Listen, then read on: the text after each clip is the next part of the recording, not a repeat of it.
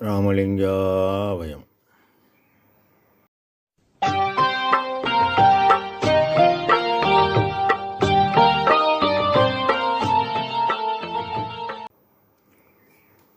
அருட்பெரும் ஜோதி அருட்பெரும் ஜோதி தனிப்பெரும் கருணை அருட்பெரும் ஜோதி எல்லா உயிர்களும் இன்புற்று வாழ்க. வள்ளல் மலரடி வாழ்க வாழ்க. திருச்சிற்றம்பலம். அருட்பெருஞ்சோதி ஆண்டவரின் பரிபூர்ண அருளை அன்னவரையத்தால் பெற்ற அருட்பிரகாசம் பெருமானின் திருவடிகளை மனமொழி மெய்யால் போற்றி பணிகின்றேன் தயவுடன். நாம் செய்த செயலின் விளைவாக இன்ப துன்ப அனுபவங்கள் யாவும் வந்து கொண்டே உள்ளது. அவ்வாறு வருகின்ற துன்பம் யாவும் பொறுத்து எல்லா உயிரும் இன்பமாக வாழ எண்ணி நாம் செயல்பட்டாலே நமக்கு ஆன்ம லாபம் கூடும்.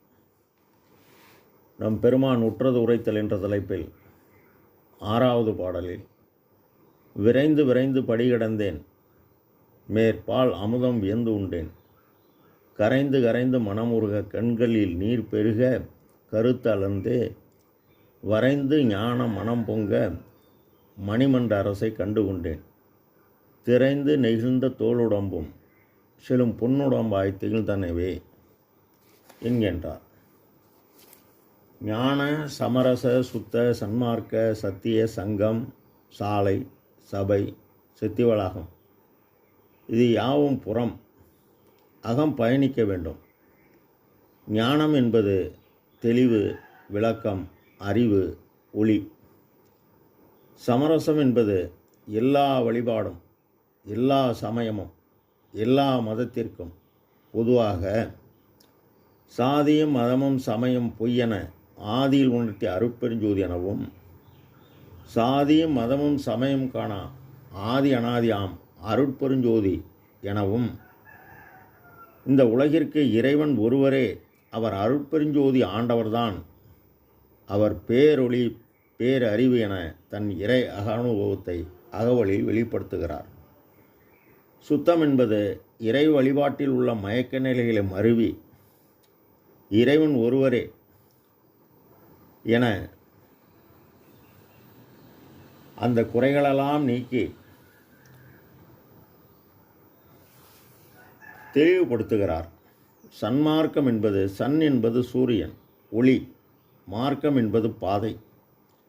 ஆக ஒளி நெறி அக வழிபாட்டை சத்திய ஞான தீபமேற்றி நமக்கு அதை புறத்தே காட்டி அதை நாம் அகத்தே ஆண்டவர் இருப்பிடமாகிய புருவமத்தில் மனதை அசையாது நிறுத்தி பழகுதல் வேண்டுமென கரண ஒழுக்கத்தில் பதிவு செய்கின்றார்.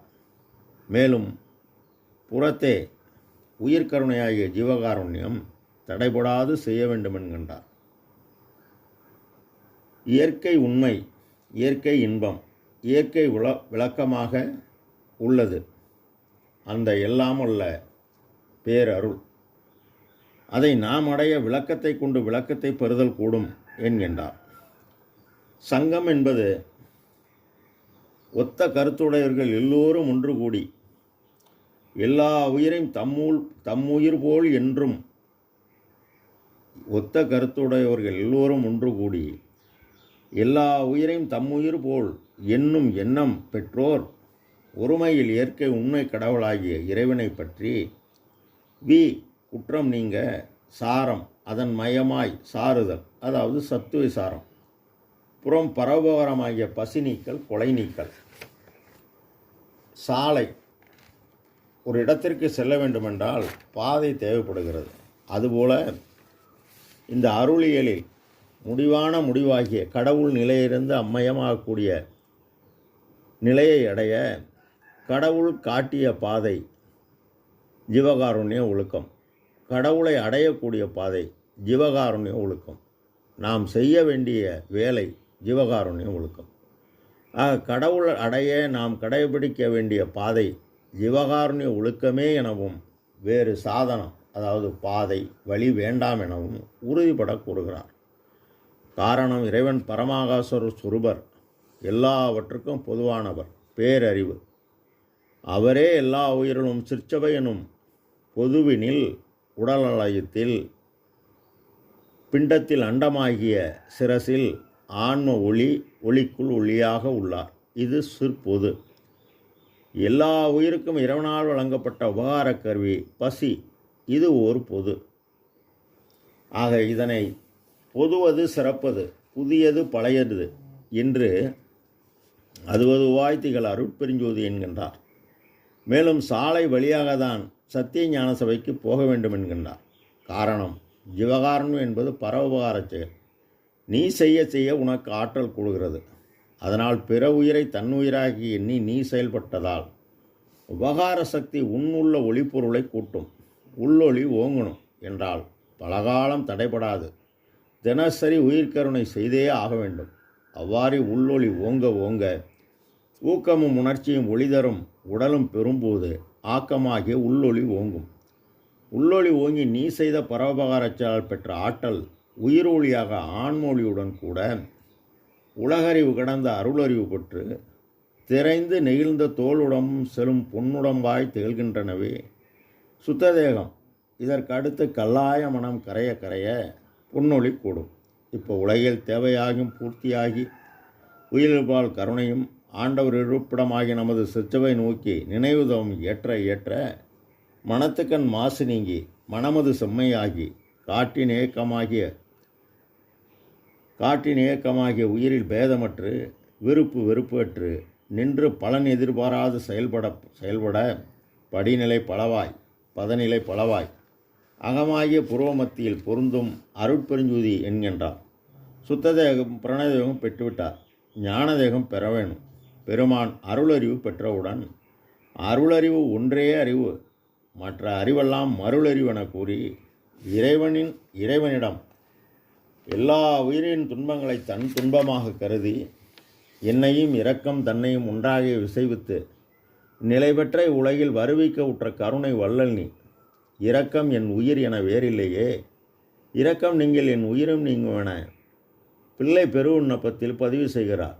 அவ்வாறு எல்லா உயிரும் இன்பமடைதற் பொருட்டு விண்ணப்பம் செய்து விரைந்து இந்த பிண்டமாகிய உடலாளத்தில் அண்டமாகிய உச்சியாகிய தலையுள் தன் தலைவனை காண ஆன்ம அறிவை கொண்டே அறிந்து கண்களில் நீர் பெருகி ஊற்றெழும் கண்ணீர் அதனால் உடம்பு நனைந்து அருளமுதம் தரக்கூடாதா இறைவா என்கின்றார். இவர் செய்த பேர் உயிர்கருணையால் பேராற்றல் பெற்றதால் இறைவனின் அருள் என்பது தயவு, சக்தி என்பது பேராற்றல்.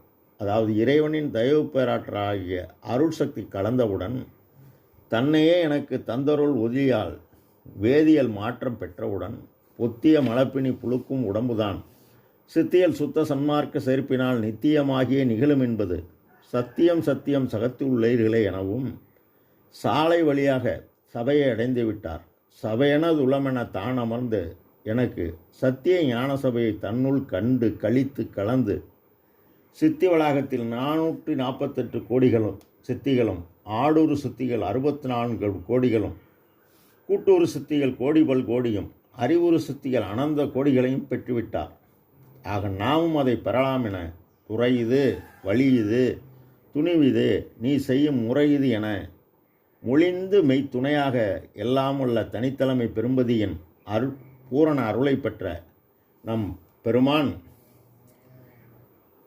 இகத்தும் பரத்தும் பெரும் பலன்கள் யாவும் பெற்றுவித்து இம்மையிலே முகத்தும் உள்ளத்தும் பேரின்பம் துதும்ப மூவா இன்ப நிலையில் அமர்த்தி சகத்தில் உள்ளவர்கள் எல்லோரும் துதிக்க தக்கோன் என வைத்தோய் என் அகத்தும் புறத்தும் நிறைந்து விளங்குகின்றோய் யானுந்தன் அடைக்கலமே என்கின்றார். ஆக நம் பெருமானை வழிபட்டாலே எல்லாம் செயல்கூடும். ராமலிங்காபயம். திருச்சிற்றம்பலம்.